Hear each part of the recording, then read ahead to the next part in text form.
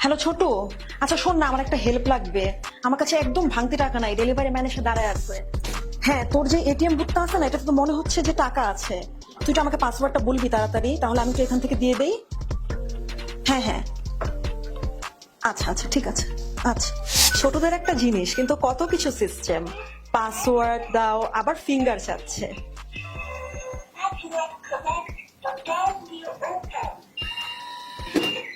কিন্তু জিনিসটা ছোট হলেও আজকে কিন্তু আমার একটা হেল্প হলো।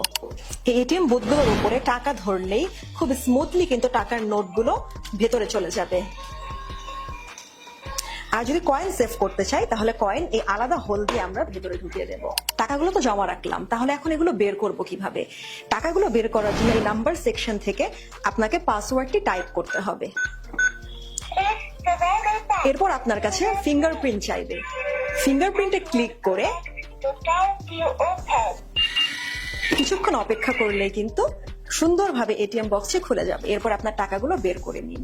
এখন এখানে বাই ডিফল্ট 4টা 0 বা 4টা 0 কিন্তু পাসওয়ার্ডে দেয়া থাকে। আপনি চাইলে এটা আপনার নির্দিষ্ট একটি পাসওয়ার্ড বা পিন এখানে সেট করে নিতে পারেন। আসুন জেনে নিন কিভাবে আপনি আপনার পাসওয়ার্ডটি সেট করবেন। এটিএম বুথটি খোলা থাকা অবস্থায় স্টার চেপে ধরুন এবং এরপর আপনার নতুন পাসওয়ার্ডটি টাইপ করুন এবং এই স্টার চেপে থাকা অবস্থায় পাসওয়ার্ডটি পার্মানেন্ট ভাবে সেট করে নিতে হ্যাশ চেপে নিন।